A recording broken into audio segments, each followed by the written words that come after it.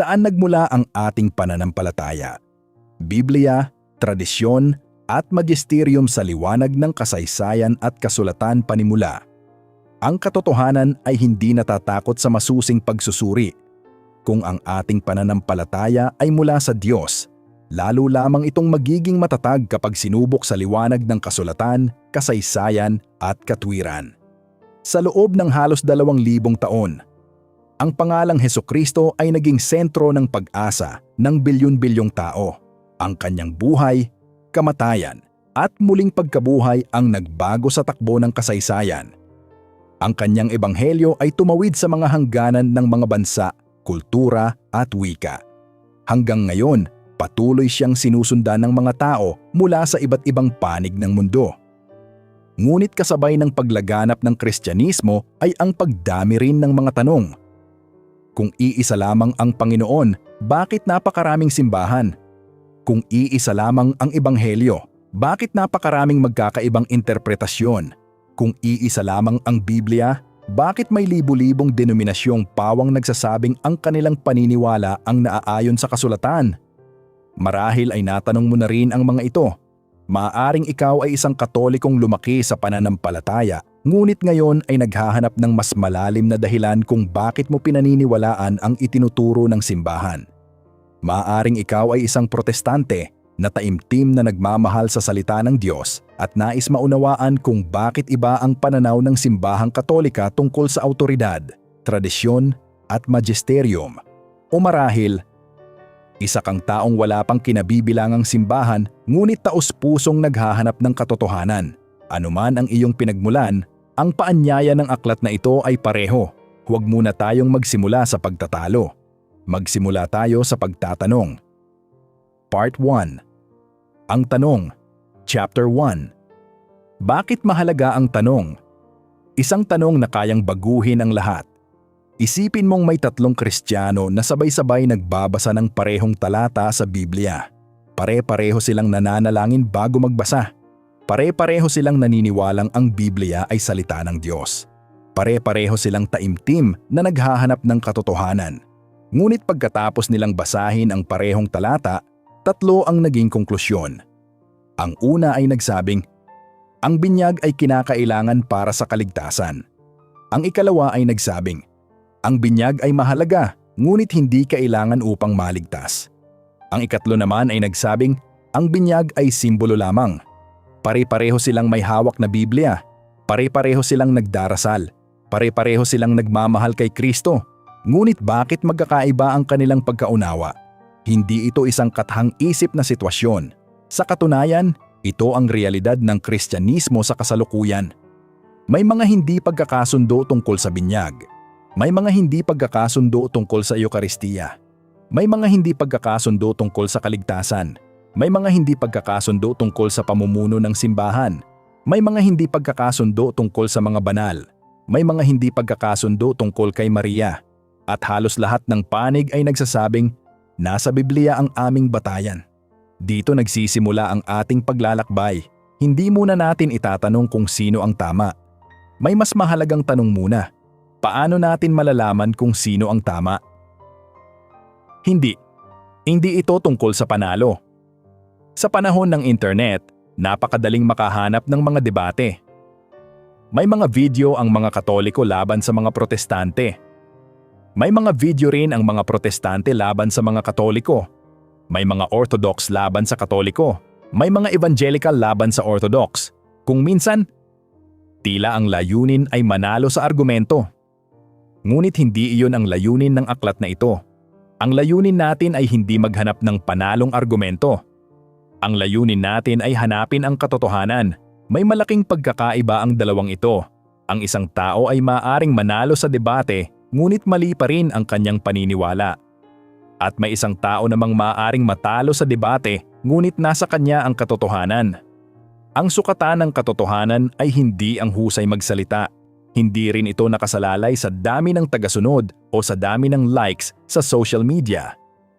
Ang katotohanan ay hindi na pagpapasyahan sa pamamagitan ng popularidad. Ito ay dapat hanapin ng may kababaang loob. Ang tanong ay hindi kung mahal mo ang Biblia. Sa paglipas ng panahon, may maling larawan na nabuo sa isip ng maraming Kristiyano. May ilan na nag-iisip na ang mga Katoliko ay hindi gaanong mahal ang Biblia. May ilan namang nag-iisip na ang mga Protestante ay walang pagpapahalaga sa kasaysayan ng simbahan. Sa karamihan ng pagkakataon, hindi ito patas. Marami akong nakilalang Protestante na may malalim na paggalang sa kasulatan at seryosong nag-aaral nito. Marami rin akong nakilalang Katolikong araw-araw na nagbabasa ng Biblia at nagsisikap na mamuhay ayon sa Ebanghelyo. Ang tunay na pagkakaiba ay hindi kung sino ang mas mahal ang Biblia. Ang tunay na tanong ay ito, ano ang ibinigay ni Kristo bilang huling pamantayan ng pananampalataya? Ito ang sentrong tanong ng buong aklat na ito. Bakit napakaraming denominasyon? Noong unang siglo, iisa lamang ang iglesyang itinatag ni Kristo. Ngunit sa pagdaan ng panahon, nagkaroon ng mga paghihiwalay. May mga pagkakahating dulot ng mga maling aral. May mga pagkakahating dulot ng politika. May mga pagkakahating dulot ng kultura.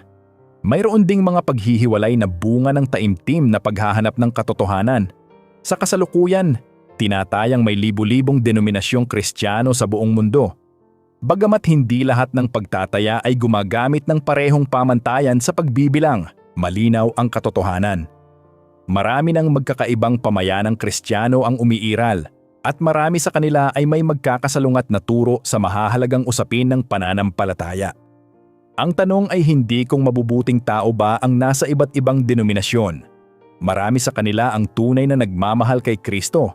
Ang tanong ay ito, kung iisa lamang ang katotohanan, paano tayo makatitiyak na tama ang ating pinaniniwalaan? Ang tanong, tungkol sa awtoridad. Sa pinakapuso ng lahat ng hindi pagkakaunawaan ay isang tanong na mas malalim kaysa sa anumang partikular na doktrina. Hindi muna ito tungkol sa binyag, hindi muna ito tungkol sa Eukaristiya, hindi muna ito tungkol kay Maria, hindi muna ito tungkol sa Papa. Ang ugat ng lahat ay ang tanong ng awtoridad. Kapag may dalawang Kristiyanong hindi magkasundo sa kahulugan ng isang talata, sino ang may karapatang magsabi kung alin ang wastong pagpapakahulugan? Kung pareho silang nagsasabing ginagabayan sila ng Espiritu Santo, paano natin malalaman kung alin ang tama? May iniwan bang pamantayan si Kristo? May itinatag ba siyang pamayanang may tungkuling magturo? O ang bawat Kristiyano ba ang huling magpapasya sa kahulugan ng kasulatan? Ito ang mga tanong na hindi natin maaaring takasan. Paano natin hahanapin ang sagot? Sa aklat na ito. Iiwasan nating magsimula sa mga palagay. Hindi natin ipagpapalagay na tama ang isang panig dahil lamang iyon ang ating kinagisnan. Sa halip, susundin natin ang isang simpleng pamamaraan. Una, titingnan natin ang banal na kasulatan. Ano mismo ang itinuro ni Jesus at ng mga apostol? Ikalawa, susuriin natin ang kasaysayan ng unang mga Kristiyano. Paano nila naunawaan ang mga turo ng mga apostol? Ano ang kanilang ginawa nang wala pa ang kumpletong bagong tipan?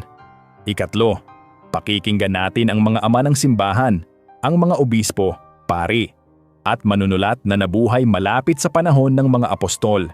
Hindi sila kapantay ng kasulatan, ngunit mahalaga ang kanilang patotoo sapagkat sila ang pinakamalapit na saksi sa pananampalataya ng sinaunang iglesia.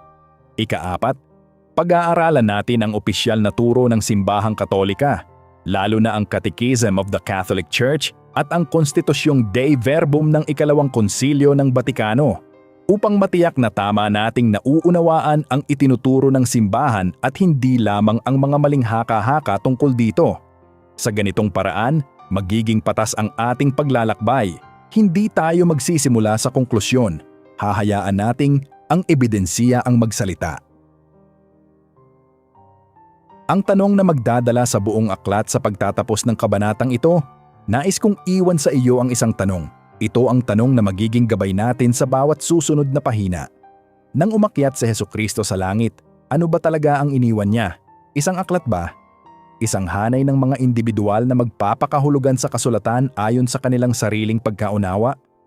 O isang buhay na iglesyang inatasang ipangaral, ingatan at ipasa ang kanyang ebanghelyo sa lahat ng salinlahi? Hindi pa natin sasagutin ang tanong na iyan.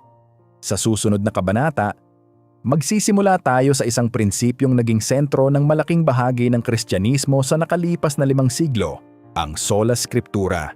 Ngunit bago natin itanong kung ito ay tama o mali, kailangan muna nating maunawaan kung ano talaga ang ibig sabihin nito.